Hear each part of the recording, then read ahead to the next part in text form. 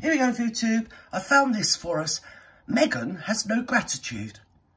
Well, I'm not having that said about her. Really? Who would have thought that about the Megmeister? Surely not. I mean, she's such a humble person.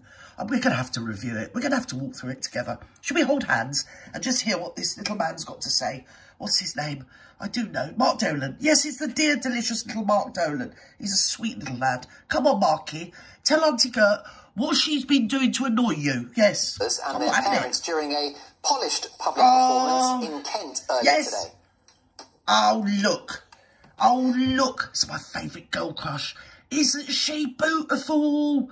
Oh, I love that jacket. I do love that jacket, and she's got a fancy updo. See, unlike the Muchness, she does take advantage of having hairdressers, you know. That's what they're called. They are. That's what they're there for. They dress one's hair. Yes, so it doesn't just hang round your face like bleeding horse's mane.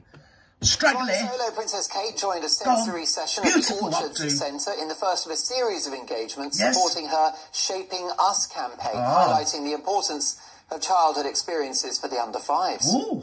And with other recent engagements, including yesterday's trip to Leeds, proving a roaring success for the princess, despite having no prince by her side. Yeah, she's going with the trouser suits from now on, you know. She is. Apparently, the Queen used to prefer the female representatives of the royal family to wear frocks and skirts, you see. I mean, you know, the minute old Anne could get away with it, she did herself up like the Duke of Wellington, didn't she? She did. And Kate, she's going her own way.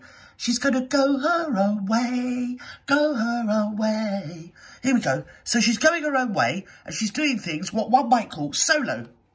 It looks like the royal family are realising that putting Kate front and centre is the best PR they could wish for. It's brilliant.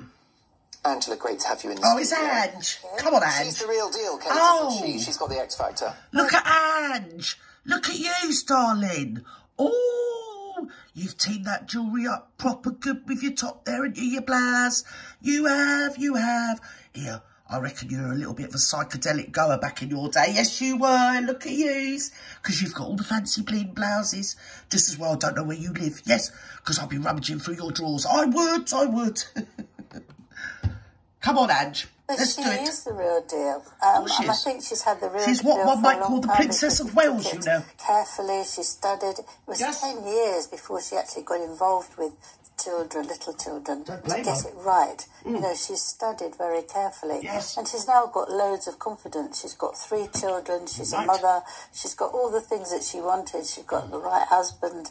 And she now has enough confidence to go off on her own. She's just super cool, gracious and majestic. She ticks all the right boxes. She don't flap her bleeding gums. Plus, let's have it right, she can play the bleeding piano. There you go, I've said it. And to my mind, any girl that can play the bleeding Joanna is good in my book. Knees up, Mother Brown. Knees up, Mother Brown. She's going another because they'd rather have a bit of a gap. Yes. It's just always have a knees up. King Charles has cut down the number of senior royals they are. You know, we've lost Harry and Meghan. We haven't lost them. Andrew. We haven't bloody lost them, have we? They're not lost. Oh, would that be such a perfect world? The Amazonian jungle is calling. The Serengeti, maybe. Please, the Gobi Bleeding Desert even. That would be fabulous. No, they're not lost, Ange. I know you're being kind and polite. We all know where they are and what they're doing. We do at any given nanosecond, in any given bleeding hour of any given day. Yes, we are. Yes. And we're going to get to them in a minute. Let's go.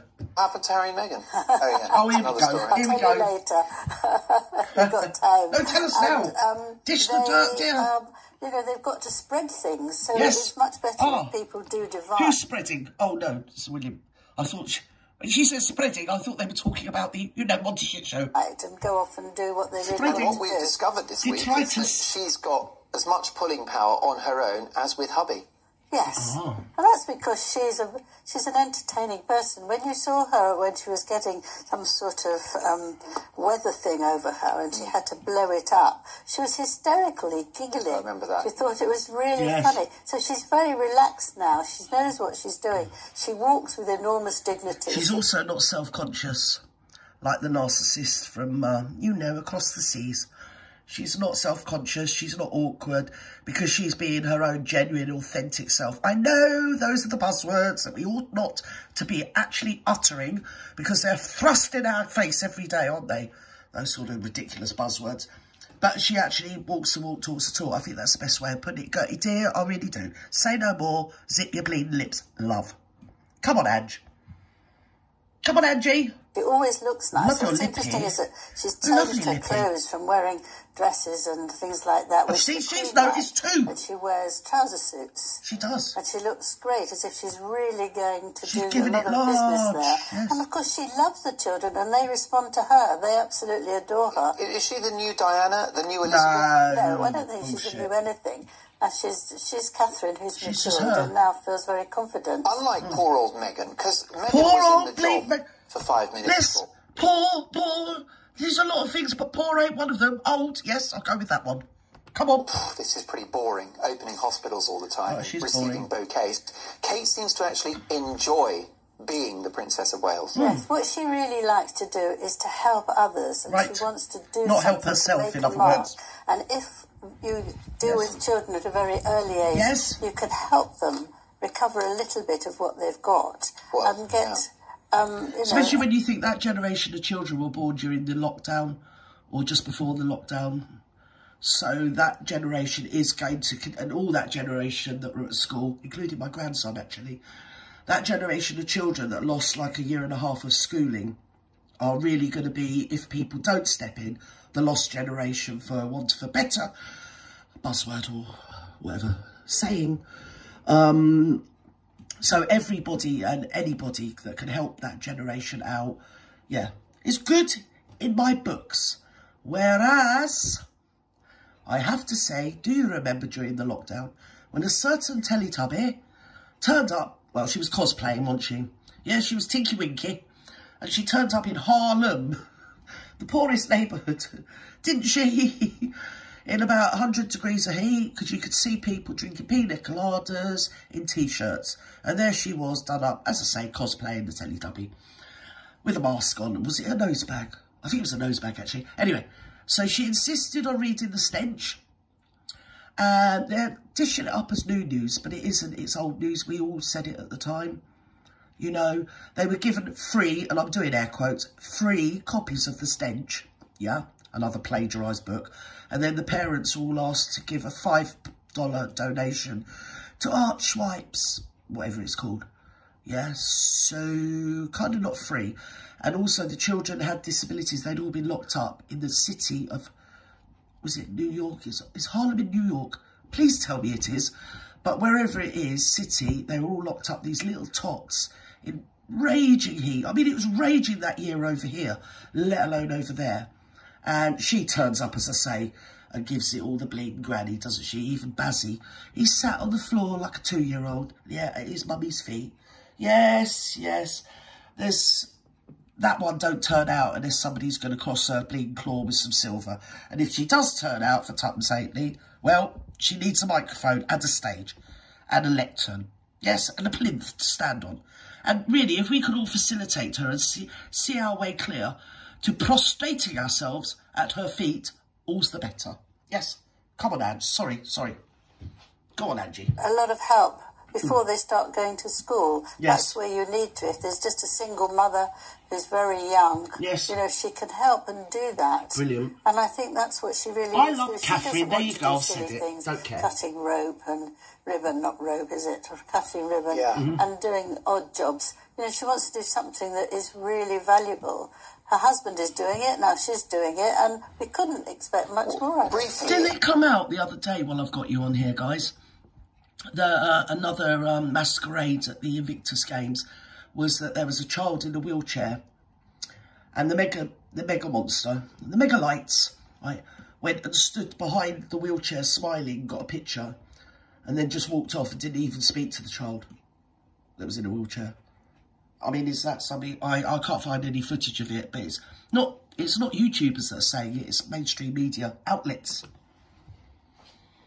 I mean, she's been in public life now for over a decade. Yes. I cannot think of a single foot that she's put wrong. No, she doesn't. She doesn't do that. Me. She's cautious, she's careful. And actually, she's very optimistic and positive. I think she's gracious. She's smiling. She's enjoying things. She's not looking around and seeing what someone else has got that she hasn't. Well, that takes us to Meghan.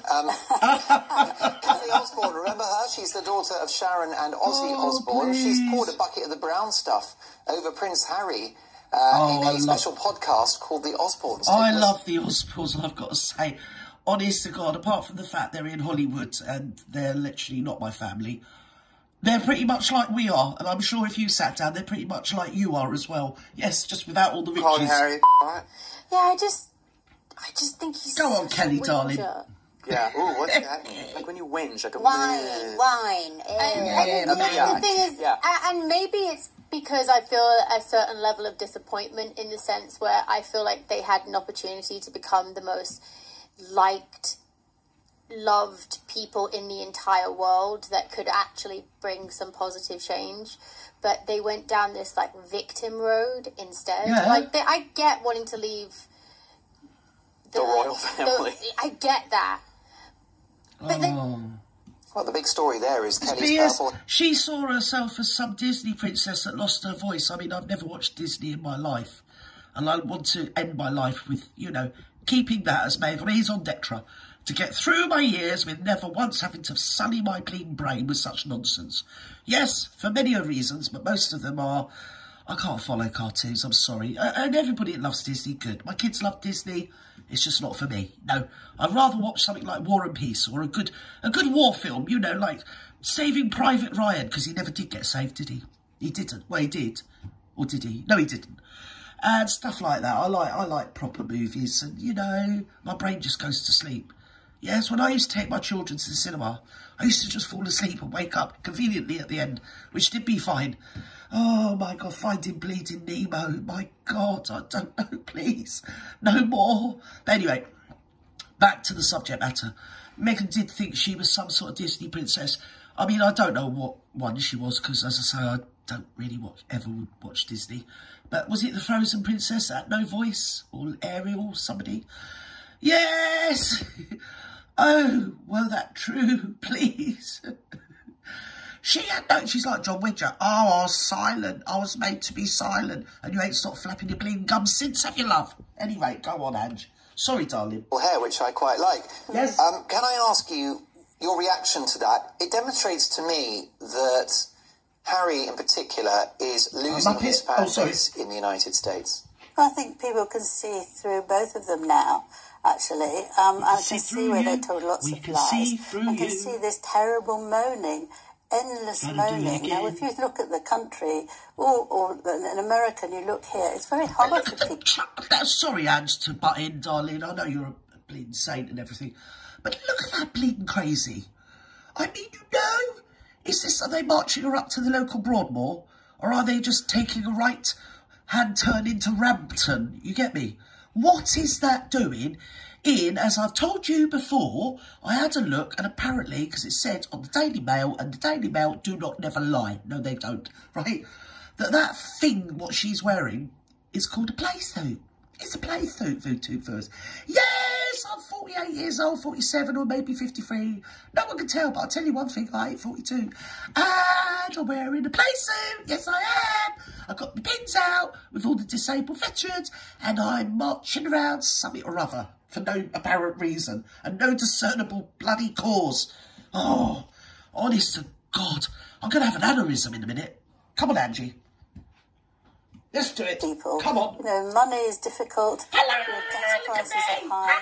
And they don't moan. And if you've got a beautiful house with 16 bathrooms and the sea is very near you, 2 young children, and you're still moaning. I mean, to have 6 hours on Netflix, which was really one long moan. I'm sure you didn't see it. I actually pushed myself through it. Through most of it. You did. Yes, a better woman than me. It's ridiculous. And they were so I took up smoking halfway through. And then by the end, the hard stuff. I ate non-stop. I took up more than bloody smoking and I haven't even watched it. Just seeing snippets of that BS is just enough. Anyway, shall we leave it there? Because we can explore this somewhat further tomorrow.